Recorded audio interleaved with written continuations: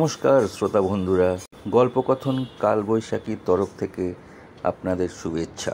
আজকে আবার ফিরে আসছি আপনাদের শোনাতে প্রখ্যাত সাহিত্যিক শরৎচন্দ্র চট্টোপাধ্যায়ের উপন্যাস কালজয়ী শ্রীকান্তর প্রথম অধ্যায়ের চতুর্থ পরিচ্ছেদ। আপনাদের গল্পকথন কালবৈশাখী ভালো লাগলে আমাদেরকে উৎসাহিত করে লাইক বাটনটি টিপবেন, সাবস্ক্রাইব করবেন এবং কমেন্ট করে আপনাদের মতামত জানাবেন। ধন্যবাদ। শ্রীকান্ত প্রথম অধ্যায় চতুর্থ পরিচ্ছেদ। পার চলে না। এমনই করিয়া গঙ্গার ধারে ধারে চলিয়া সকালবেলা রক্তচক্ষু ও একান্ত শুষ্ক ম্লান মুখে বাটি ফিরিয়া আসিলাম। একটা সমারোহ পড়িয়া গেল। এই যে করিয়া সবাই সমস্বরে এমনই অভ্যর্থনা করিয়া উঠিল যে আমার হৃৎপিণ্ড থামিয়া যাইবার উপক্রম হইল। যতীনদা প্রায় আমার সমবয়সী, অতএব তাহার আনন্দটাই সর্বাপেক্ষা প্রচণ্ড।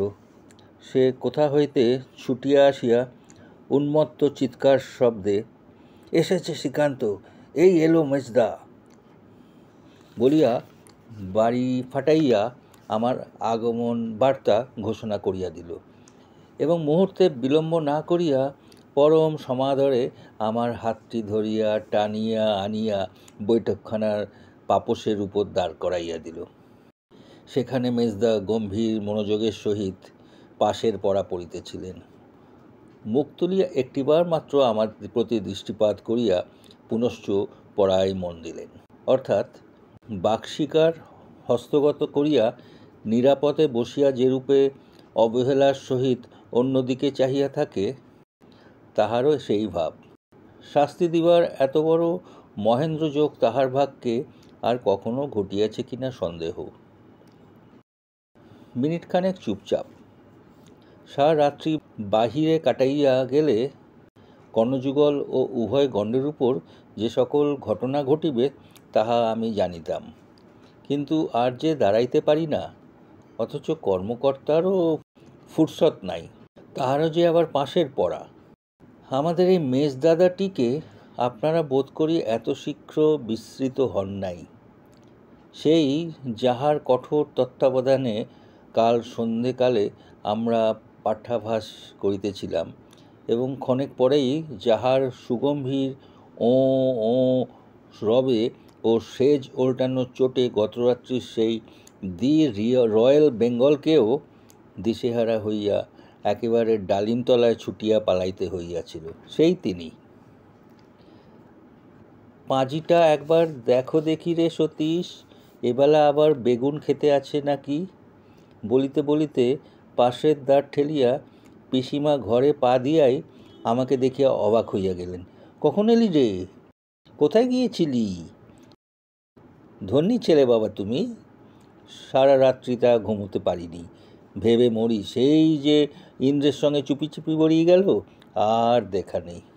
না খাওয়া না দাওয়া। কোথায় ছিলি বলতো হতবাগা? মুখ কালিবর্ণ, চোখ রাঙা, ছলছল করছে। বলি জ্বর হয়নি তো? কই কাছে আয় তো, গা দেখি। একসঙ্গে এতগুলো প্রশ্ন করিয়া পিসিমা নিজেই আগাইয়া আসিয়া আমার কপালে হাত দিয়াই বলিয়া উঠিলেন, যা ভেবেছি তাই। এই যে বেশ গা গরম হয়েছে। এমন সব ছেলের হাত পা বেঁধে জল বিছুটি দিলে তবে আমার রাগ যায়। তোমাকে বাড়ি থেকে একেবারে বিদায় করে তবে আমার আর কাজ। চল ঘরে গিয়ে শুবি। হায় হতভাগা ছোড়া বলিয়া তিনি বার্তাকুভক্ষণের প্রশ্ন বিস্মৃত হইয়া আমার হাত ধরিয়া কোলের কাছে টানিয়া লইলেন। মেজদা জলদ গম্ভীর কণ্ঠে সংক্ষেপে কহিলেন, এখনও যেতে পারবে না। কেন, কি করবে ও? না না, এখন আর পড়তে হবে না, আগে যা হোক দুটো মুখে দিয়ে একটু ঘুমোক। আয় আমার সঙ্গে বলিয়া পিসিমা আমাকে লইয়া চলিবার উপক্রম করিলেন। কিন্তু শিকার যে হাতছাড়া হয়। মেজদা স্থানকাল ভুলিয়া প্রায় চিৎকার করিয়া আমাকে ধমক দিয়া উঠিলেন, খবরদার যাস নে বলছি শ্রীকান্ত। পিসিমা পর্যন্ত যেন একটু চমকিয়া উঠিলেন। তারপর মুখ ফিরাইয়া মেজদার দিকে প্রতি চাহিয়া শুধু কহিলেন, সতে পিসিমা অত্যন্ত রাশভারী লোক, বাড়িশুদ্ধ সবাই তাহাকে ভয় করিত। মেজদা সে চাহনির সম্মুখে ভয়ে একেবারে জড়সড় হইয়া উঠিল। আবার পাশের ঘরেই বড়দা বসেন, কথাটা তার কানে গেলে আর রক্ষা থাকিত না। পিসিমার একটা স্বভাব আমরা চিরদিন লক্ষ্য করিয়া আসিয়াছি, কখনোই কোনো কারণেই তিনি চেঁচামেচি করিয়া লোক জড়ো করিয়া তুলিতে ভালোবাসিতেন না। হাজার রাগ হইলেও তিনি জোরে কথা বলিতেন না। তিনি কহিলেন, তাই বুঝি ও দাঁড়িয়ে এখানে? দেখ সতীশ, যখন তখন শুনি তুই ছেলেদের মারধর করিস। আজ থেকে কারু গায়ে যদি তুই হাত দিস, আমি জানতে পারি এই থামে বেঁধে চাকর দিয়ে তোকে আমি বেদ দেওয়াবো। বেহায়া, নিজে ফি বছর ফেল হচ্ছে, ও আবার যায় পরকে শাসন করতে। কেউ পড়ুক না পড়ুক, কাউকে তুই জিজ্ঞাসা পর্যন্ত করতে পারবি না। বলিয়া তিনি আমাকে লইয়া যে পথে প্রবেশ করিয়াছিলেন সেই পথে বাহির হইয়া গেলেন। মেজদা মুখ কালি করিয়া বসিয়া রহিল। এ আদেশ অবহেলা করিবার সাধ্য বাড়িতে কাহারও নাই, সে কথা মেজদা ভালো করিয়াই জানিত। আমাকে সঙ্গে করিয়া পিসিমা তার নিজের ঘরের মধ্যে আনিয়া কাপড় ছাড়াইয়া দিলেন এবং পেট ভরিয়া গরম গরম জিলাপি আহার করাইয়া বিছানায় শুয়াইয়া দিয়া আমি মরিলেই তাঁর হাড় জুড়ায় এ কথায় জানাইয়া দিয়া বাহির হইতে শিকল বন্ধ করিয়া চলিয়া গেলেন। মিনিট পাঁচেক পরেই খুট করিয়া সাবধানে শিকল খুলিয়া ছোড়দা হাঁপাইতে হাঁপাইতে আসিয়া আমার বিছানার উপর উপুর হইয়া পড়িল। আনন্দের অতিশয্যে প্রথমটা সে কথা কহিতেই পারিল না। একটুখানি দম লইয়া ফিসফিস করিয়া কহিল, মেজদাকে মা কি হুকুম দিয়েছে জানিস? আমাদের কোনো কথায় তার থাকবার জোটই নেই। তুই আমি যোতে এক ঘরে পড়ব, মেজদা অন্য ঘরে পড়বে। আমাদের পুরনো পড়া বরদা দেখবেন, ওকে আমরা আর কেয়ার করব না। বলিয়া সে দুই হাতের বৃদ্ধাঙ্গুষ্ঠ একত্র করিয়া সবকে আন্দোলিত করিয়া দিল। যতীনদাও পেছনে পেছনে আসিয়া হাজির হইয়াছিল। সে তাহার কৃতিত্বের উত্তেজনায় একেবারে অধীর হইয়া উঠিয়াছিল এবং ছোটদাকে এই শুভ সংবাদ দিয়া সেই এখানে আনিয়াছিল। প্রথমে সে খুব খানিকটা হাসিয়া লইল। হাসি থামিলে নিজের বুকে বারংবার করাঘাত করিয়া কহিল, আমি আমার জন্যে হলো তা জানো? ওকে আমি মেজদার কাছে না নিয়ে গেলে কি মা হুকুম দিত? ছোটদা, তোমার কলের লাট্টুটা কিন্তু আমাকে দিতে হবে, তা বলে দিচ্ছি। আচ্ছা দিলুম, নেগে যা আমার ডেস্ক থেকে, বলিয়া ছোটদা তৎক্ষণাৎ হুকুম দিয়া ফেলিল। কিন্তু এই লাট্টুটা বোধ করি সে ঘণ্টাখানেক পূর্বে পৃথিবীর বিনিময়েও দিতে পারিত না। এমনই মানুষের স্বাধীনতার মূল্য, এমনই মানুষের ব্যক্তিগত ন্যায্য অধিকার লাভ করার আনন্দ। আজ আমার কেবলই মনে হইতেছে, শিশুদের কাছেও তাহার দুর্মূল্যতা এক বিন্দু কম নয়। মেজদা তাহার অগ্রজের অধিকারে স্বেচ্ছাচারে ছোটদের যে সকল অধিকার গ্রাস করিয়া বসিয়াছিল, তাহাকেই ফিরিয়া পাইবার সৌভাগ্যে ছোটদা তাহার প্রাণতুল্য প্রিয় বস্তুটিকেও অসংকোচে হাতছাড়া করিয়া ফেলিল। বস্তুত মেজদার অত্যাচারের আর সীমা ছিল না। রবিবারে দুপুর রৌদ্রে 1 মাইল পথ হাঁটিয়া গিয়া তাহার তাস খেলার বন্ধু ডাকিয়া আনিতে হইত। গ্রীষ্মের ছুটির দিনে তাহার দিবানিদ্রার সমস্ত সময়টা পাখার বাতাস করিতে হইত। শীতের রাত্রে তিনি লেপের মধ্যে হাত পা ঢুকাইয়া কচ্ছপের মতো বসিয়া বই পড়িতেন, আর আমাদিগকে কাছে বসিয়া তাহার বহির পাতা উল্টাইয়া দিতে হইত। এমনই সমস্ত অত্যাচার, অথচ না বলিবার জো নাই, কাহারও কাছে অভিযোগ করিবার সাধ্য পর্যন্ত নাই। ঘুণাক্ষরে জানিতে পারিলেও তৎক্ষণাৎ হুকুম করিয়া বসিতেন, কেশব, তোমার জিওগ্রাফিটা আনো, পুরনো পড়া দেখি। যতীন, যাও একটা ভালো দেখে ঝাউয়ের ছড়ি ভেঙে আনো। অর্থাৎ প্রহার অনিবার্য।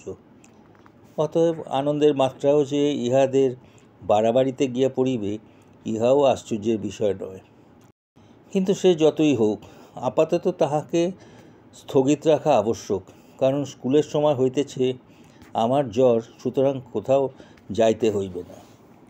মনে পড়ে সেই রাত্রেই জ্বরটা প্রবল হইয়াছিল এবং 7-8 দিন পর্যন্ত শয্যাগত ছিলাম।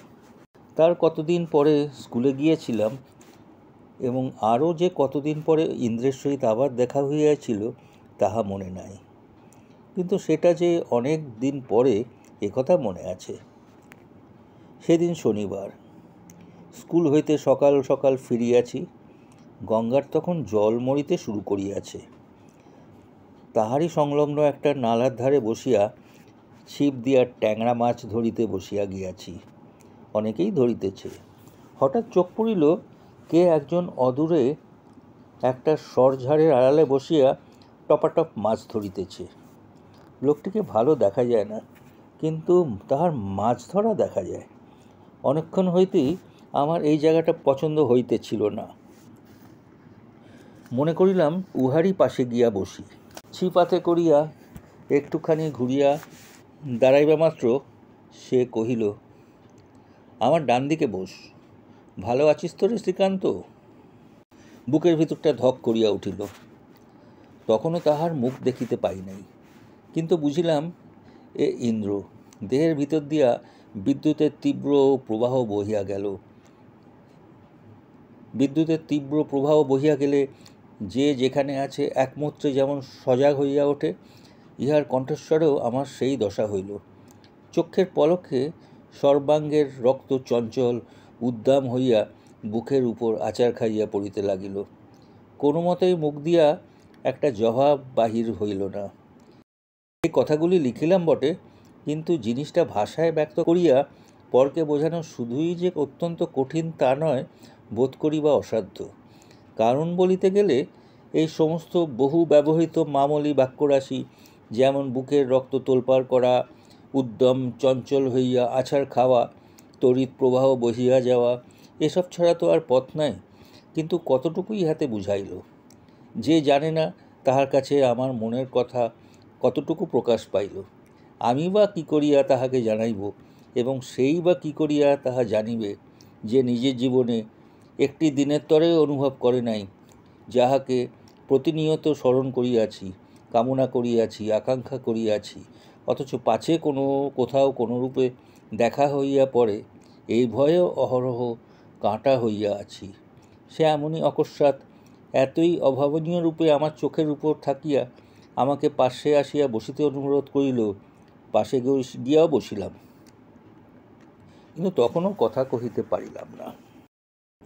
ইন্দ্র কহিল, সেদিন ফিরে এসে বড় মার খেয়েছিলি না রে শ্রীকান্ত? আমি তোকে নিয়ে গিয়ে ভালো কাজ করিনি। আমার সেই জন্যে রোজ বড় দুঃখ হয়। আমি মাথা নাড়িয়া জানাইলাম, মার খাই নাই। ইন্দ্র খুশি হইয়া বলিল, খাসনি? দেখ রে শ্রীকান্ত, তুই চলে গেলে আমি মা কালীকে অনেক ডেকেছিলাম যেন তোকে কেউ না মারে। কালী ঠাকুর বড় জাগ্রত দেবতা রে, মন দিয়ে ডাকলে কখনো কেউ মারতে পারে না। মা এসে তাদের এমনই ভুলিয়ে দেন যে কেউ কিছু করতে পারে না। বলিয়া সে ছিপটি রাখিয়া 2 হাত জোর করিয়া কপালে ঠাকাইয়া বোধ করি তাকেই মনে মনে প্রণাম করিল। বড়শিতে একটা টোপ দিয়া সেটা জলে ফেলিয়া দিয়া বলিল, আমি তো ভাবিনি তোর জ্বর হবে, তাহলে সেও হতে দিতুম না। আমি আস্তে আস্তে প্রশ্ন করিলাম, কি করতে তুমি? ইন্দ্র কহিল, কিছুই না, শুধু জবা ফুল তুলে এনে মা কালীর পায়ে দিতুম। উনি জবা ফুল বড় ভালোবাসেন। যে যা বলে দেয় তার তাই হয়, এ তো সবাই জানে, তুই জানিস না? আমি জিজ্ঞাসা করিলাম, তোমার অসুখ করেনি? ইন্দ্র আশ্চর্য হইয়া কহিল, আমার কখনো অসুখ করে না, কখনো কিছু হয় না। হঠাৎ উদ্দীপ্ত হইয়া বলিল, দেখ শ্রীকান্ত, আমি তোকে একটা জিনিস শিখিয়ে দেব। যদি তুই দুবেলা খুব মন দিয়ে ঠাকুর দেবতার নাম করিস, তারা সব সামনে এসে দাঁড়াবেন, তুই স্পষ্ট দেখতে পাবি। তখন আর তোর কোনো অসুখ করবে না, কেউ তোর এক গাছি চুল পর্যন্ত ছুঁতে পারবে না, তুই আপনি টের পাবি। আমার মতন যেখানে খুশি যা খুশি কর, কোনো ভাবনা নেই, বুঝলি? আমি ঘাড় নাড়িয়ে বলিলাম, হুঁ। বড়শিতে টোপ দিয়া জলে ফেলিয়া মৃদুকণ্ঠে জিজ্ঞাসা করিলাম, এখন তুমি কাকে নিয়ে সেখানে যাও? কোথায়? ওপারে মাছ ধরতে। ইন্দ্র ছিপটা তুলিয়া লইয়া সাবধানে পাশে রাখিয়া বলিল, আমি আর যাইনি। তাহার কথা শুনিয়া ভারী আশ্চর্য হইয়া গেলাম। কহিলাম, আর একদিনও যাওনি? না, একদিনও না। আমাকে মাথায় দিব্যি দিয়ে কথাটা ইন্দ্র শেষ না করিয়াই ঠিক যেন থতমত খাইয়া চুপ করিয়া গেল। না, একদিনও না। আমাকে মাথায় দিব্যি দিয়ে কথাটা ইন্দ্র শেষ না করিয়াই ঠিক যেন থতমত খাইয়া চুপ করিয়া গেল। উহার সম্বন্ধে একথাই আমাকে অহরহ খোঁচার মতো বিধিয়াছি। কোনো মতেই সেদিনের মাছ বিক্রিটা ভুলিতে পারি নাই। তাই সে যদি বা চুপ করিয়া গেল, আমি পারিলাম না। জিজ্ঞাসা করিলাম, কে মাথায় দিব্যি দিলে ভাই? তোমার মা? না, মা নয় বলিয়া ইন্দ্র চুপ করিয়া রইল। তারপরে সে ছিপের গায়ে সুতাটা ধীরে ধীরে জড়াইতে জড়াইতে কহিল, শ্রীকান্ত, আমাদের সে রাত্রির কথা তুই বাড়িতে বলে দিসনি?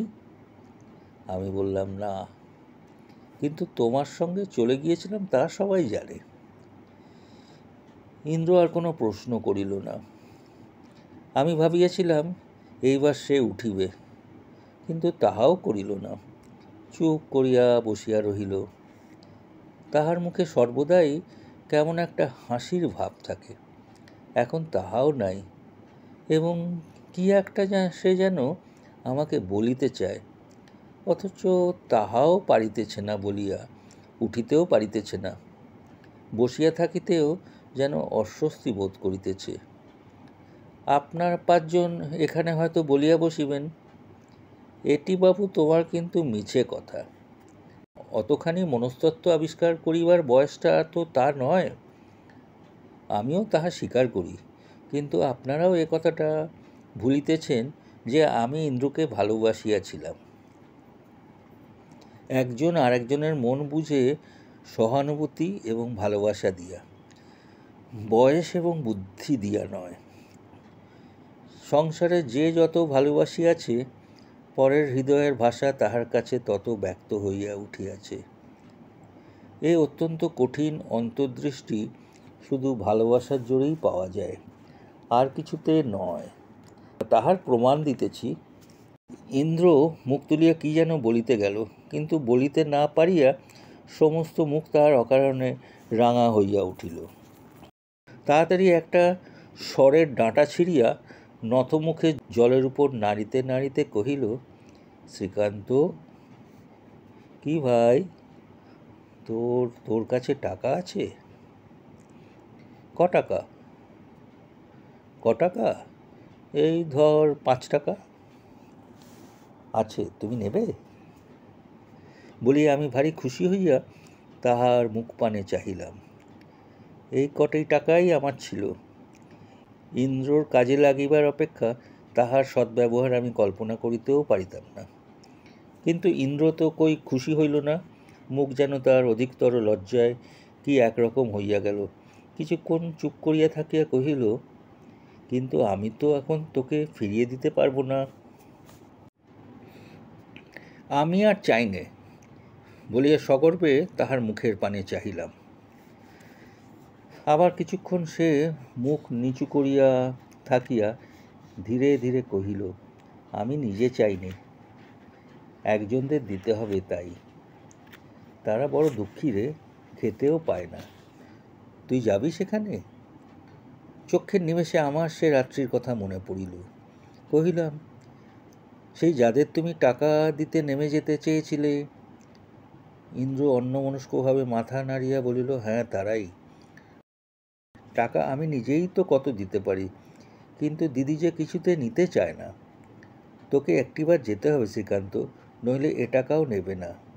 মনে করবে আমি মায়ের বাক্স থেকে চুরি করে এনেছি। যাবি শ্রীকান্ত? তারা বুঝি তোমার দিদি হয়? ইন্দ্র একটু হাসিয়া করিল, না, দিদি হয় না, দিদি বলি। যাবি তো? আমাকে চুপ করিয়া থাকিতে দেখিয়া তখনই কহিল, দিনের বেলা গেলে সেখানে কোনো ভয় নেই। কাল রবিবার, তুই খেয়ে দে এইখানে দাঁড়িয়ে থাকিস, আমি নিয়ে যাব, আবার তখনই ফিরিয়ে আনব। যাবি তো ভাই? বলিয়া যেমন করিয়া সে আমার হাতটি ধরিয়া মুখের পানে চাহিয়া রহিল, তাহাতে আমার না বলিবার সাধ্য রহিল না। আমি দ্বিতীয়বার তাহার নৌকায় উঠিবার কথা দিয়া বাড়ি ফিরিয়া আসিলাম। কথা দিলাম সত্য, কিন্তু সে যে কত বড় দুঃসাহসের কথা সে তো আমার চেয়ে কেউ বেশি জানে না। সমস্ত বিকেলবেলাটা মন ভারী হইয়া রহিল এবং রাত্রে ঘুমের ঘোরে প্রগাঢ় অশান্তির ভাব সর্বাঙ্গে বিচরণ করিয়া ফিরিতে লাগিল। ভোরবেলা উঠিয়া সর্বাগ্রে ইহাই মনে পড়িল, আজ যেখানে যাইব বলিয়া প্রতিশ্রুত হইয়াছি সেখানে যাইলে কোনো মতেই আমার ভালো হইবে না।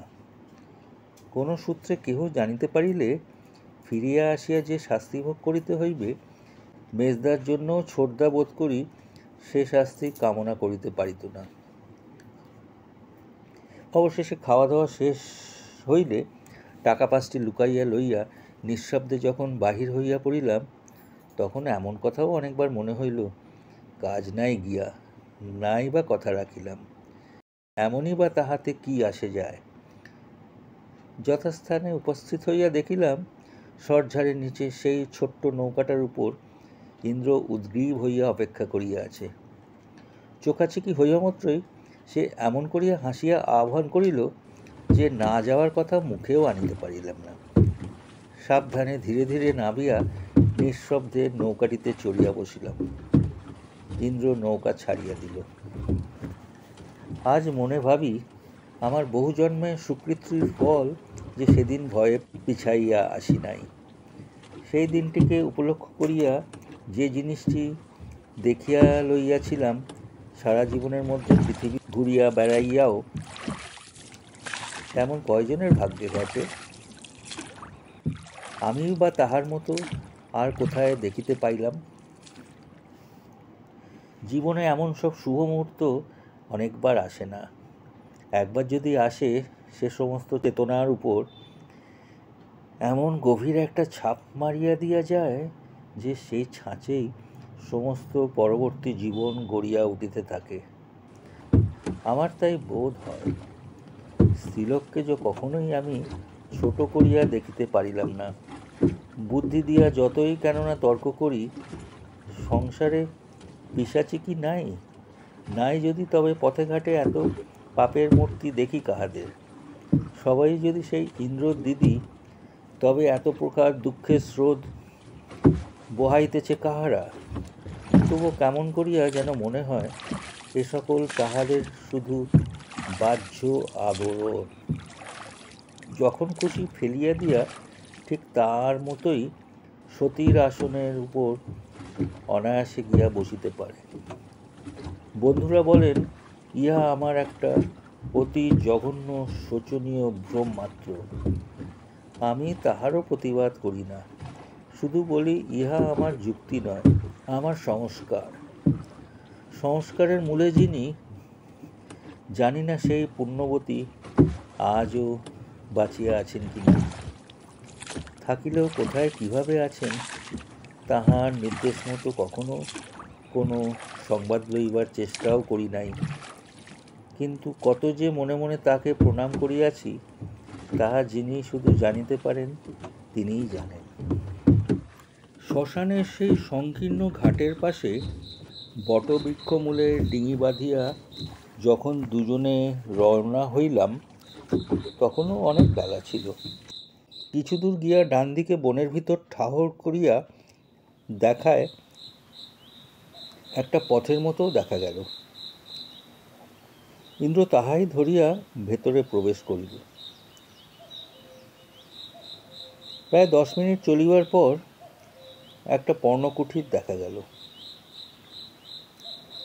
কাছে আসিয়া দেখিলাম ভেতরে ঢুকিবার পথ আগার দিয়া আবদ্ধ। ইন্দ্র সাবধানে তাহার বাঁধন খুলিয়া ঠেলা দিয়া প্রবেশ করিল এবং আমাকে টানিয়া লইয়া পুনরায় তেমন করিয়া বাঁধিয়া দিল। আমি তেমন বাসস্থান কখনো জীবনে দেখি নাই। একে তো চতুর্দিকে নিবিড় জঙ্গল, তাহাতে মাথার উপরে একটা প্রকাণ্ড তেঁতুল গাছ এবং পাকুড় গাছের সমস্ত জায়গাটা যেন অন্ধকার করিয়া রাখিয়াছে।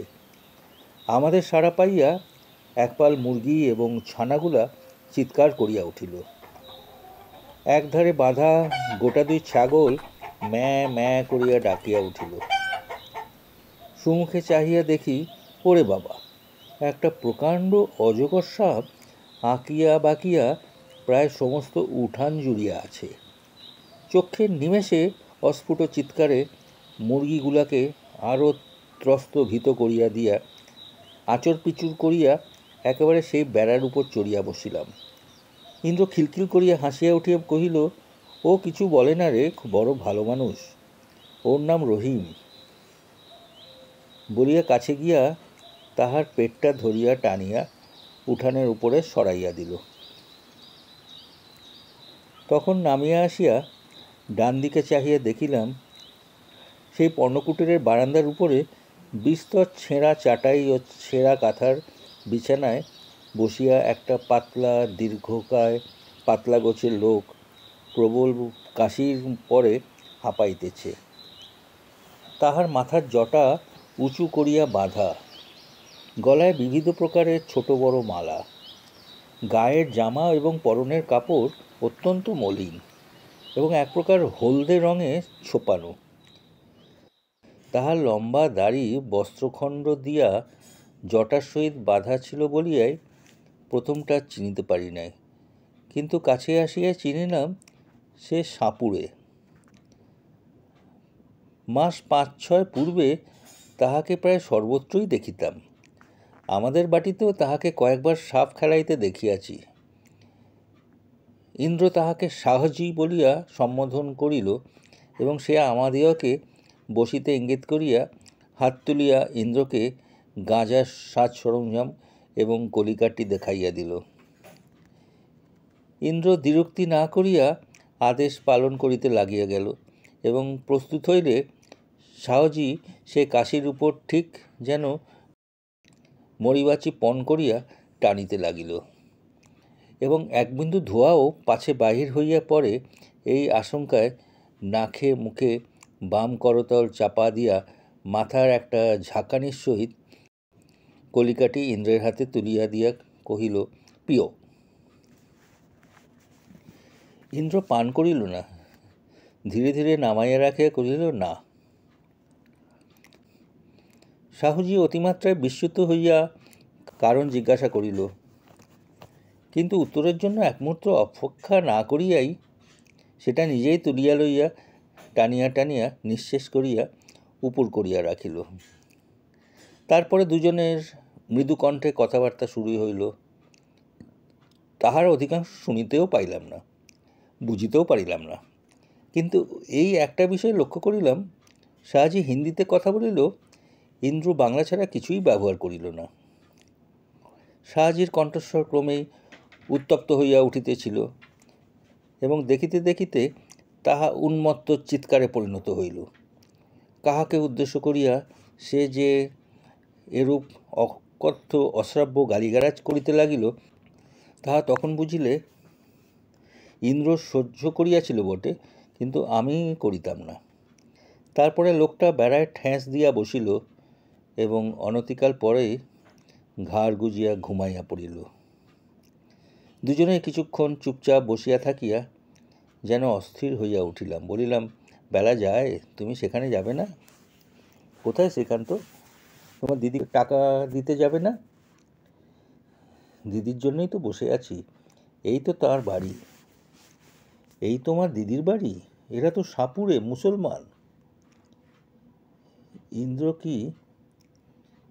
ইন্দ্র কি একটা কথা বলিতে উদ্যত হইয়াই চাপিয়া গিয়া চুপ করিয়া আমার দিকে চাহিয়া রহিল। তাহার দুচক্ষের দৃষ্টি বড় ব্যথায় একেবারে যেন ম্লান হইয়া গেল। একটু পরেই কহিল, একদিন তোকে সব কথা বলবো, সাপ খেলাবো, দেখবি শ্রীকান্ত? তাহার কথা শুনিয়া অবাক হইয়া গেলাম। তুমি সাপ খেলাবে কি, কামড়ায় যদি।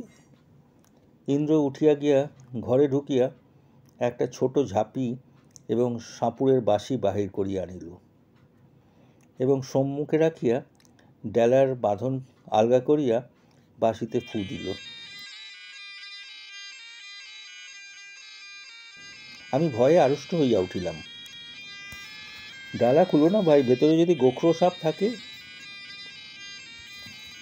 ইন্দ্র তাহার জবাব দেওয়া আবশ্যক মনে করিল, শুধু ইঙ্গিতে জানাইল যে সে গোখরো সাপই খেলাইবে এবং পরক্ষণে মাথা নাড়িয়া বাঁশি বাজাইয়া ডালাটা তুলিয়া ফেলিল। সঙ্গে সঙ্গে প্রকাণ্ড গোখরো এক হাত উঁচু হইয়া ফনা বিস্তার করিয়া উঠিল এবং মুহূর্ত বিলম্ব না করিয়া ইন্দ্রর হাতের ডালায় একটা তীব্র ছোবল মারিয়া ঝাঁপি হইতে বাহির হইয়া পড়িল। বাপরে বলিয়া ইন্দ্র উঠানে লাফাইয়া পড়িল। আমি বেড়ার গায়ে চড়িয়া বসিলাম। ক্রুদ্ধ সর্পরাজ বাঁশির লাউয়ের উপর আর একটা কামড় দিয়া ঘরের মধ্যে গিয়া ঢুকিল। ইন্দ্র মুখ কালো করিয়া কহিল, এটা একেবারে বুনো, আমি যাকে খেলাই সে নয়। ভয়ে বিরক্তিতে রাগে আমার প্রায় কান্না আসিতেছিল। বলিলাম, কেন এমন কাজ করলে? ও বেরিয়ে যদি সাহজিকে কামড়ায়? ইন্দ্র লজ্জার পরিসীমা ছিল না, কহিল, ঘরের আঙড়টা টেনে দিয়ে আসবো? কিন্তু যদি পাশেই লুকিয়ে থাকে? আমি বললাম, তাহলে বেরিয়েই ওকে কামড়াবে। ইন্দ্র নিরুপায়ভাবে এদিক ওদিক চাহিয়া বলিল, কামড়াক ব্যাটাকে, বুনো সাপ ধরে রাখে, গ্যাঁজাখোর শালার এতটুকু বুদ্ধি নেই। এই যে দিদি, এসো না এসো না, ওইখানে দাঁড়িয়ে থাকো। আমি ঘাড় ফিরাইয়া ইন্দ্রর দিদিকে দেখিলাম, যেন ভস্মাচ্ছাদিত বহ্নি, যেন যুগ যুগান্তরব্যাপী কঠোর তপস্যা সাঙ্গ করিয়া তিনি এইমাত্র আসন হইতে উঠিয়া আসিলেন। বাঁকা কালে আঁটি বাঁধা কতকগুলো শুকনো কাঠ এবং ডান হাতে ফুলের সাজির মতো একখানা ডালার মধ্যে কতকগুলোই শাকসবজি। পরনে হিন্দুস্থানি মুসলমানের মতো জামাকাপড়, গেরুয়া রঙে ছোপানো, কিন্তু ময়লায় মলিন নয়। হাতে দুগাছি গালার চুড়ি, সিথায় হিন্দু নারীর মতো সিঁদুরের আয়তি চিহ্ন। তিনি কাঠের বোঝাটা নামাইয়া রাখাইয়া আগরটা খুলিতে খুলিতে বলিলেন, কি? ইন্দ্র মহাব্যস্ত হইয়া বলিল, খুলো না দিদি, তোমার পায়ে পড়ি, মস্ত একটা সাপ ঘরে ঢুকেছে। তিনি আমার মুখের পানে চাহিয়া কি যেন ভাবিয়া লইলেন, তারপর একটুখানি হাসিয়া পরিষ্কার বাংলায় বলিলেন, তাই তো, সাপুরের ঘরে সাপ ঢুকেছে, এ তো বড় আশ্চর্য। কি বল শ্রীকান্ত? আমি অনিমেষ দৃষ্টিতে শুধু তাহার মুখের দিকে চাহিয়ে রইলাম। কিন্তু কি করে সাপ ঢুকলো ইন্দ্রনাথ? ইন্দ্র বলিল, ঝাঁপির ভেতর থেকে লাফিয়ে বেরিয়ে পড়েছে, একেবারে বুনো সাপ। উনি ঘুমোচ্ছেন বুঝি? ইন্দ্র রাগিয়া কহিল, গাঁজা খেয়ে একেবারে অজ্ঞান হয়ে ঘুমোচ্ছে, চেঁচিয়ে মরে গেলেও উঠবে না। তিনি আবার একটুখানি হাসিয়া বলিলেন, আর সেই সুযোগে তুমি শ্রীকান্তকে সাপ খেলানো দেখাতে গিয়েছিলে। আচ্ছা এসো, আমি ধরে দিচ্ছি। তুমি যেও না দিদি, তোমাকে খেয়ে ফেলবে, সাহুজিকে তুলে দাও, আমি তোমাকে যেতে দেব না। বলিয়াই ইন্দ্র ভয়ে দুহাত প্রসারিত করিয়া পথ আগলাইয়া দাঁড়াইল। তাহার এই ব্যাকুল কণ্ঠস্বরে যে ভালোবাসা প্রকাশ পাইল তাহা তিনি টের পাইলেন। মুহূর্তের জন্য চোখ দুটি তাহার ছলছল করিয়া উঠিল, কিন্তু গোপন করিয়া হাসিয়া বলেন, ওরে পাগলা, অত পুণ্যি তোর সেই এই দিদির নেই, আমাকে খাবে না রে, এক্ষুনি ধরে দিচ্ছি দেখ। বলিয়া বাঁশের মাচা হইতে একটা কেরোসিনের ডিবা জ্বালিয়া লইয়া ঘরে ঢুকিলেন এবং 1 মিনিটের মধ্যে সাপটাকে ধরিয়া আনিয়া ঝাঁপিতে বন্ধ করিয়া ফেলিলেন।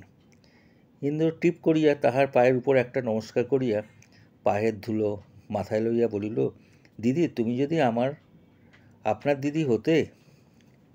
তিনি ডান হাত বাড়াইয়া ইন্দ্রের চিবুক স্পর্শ করিলেন এবং অঙ্গুলির প্রান্তভাগ চুম্বন করিয়া মুখ ফিরাইয়া বোধ করি অলক্ষ্যে একবার নিজের চোখ দুটি মুছিয়া ফেলিলেন।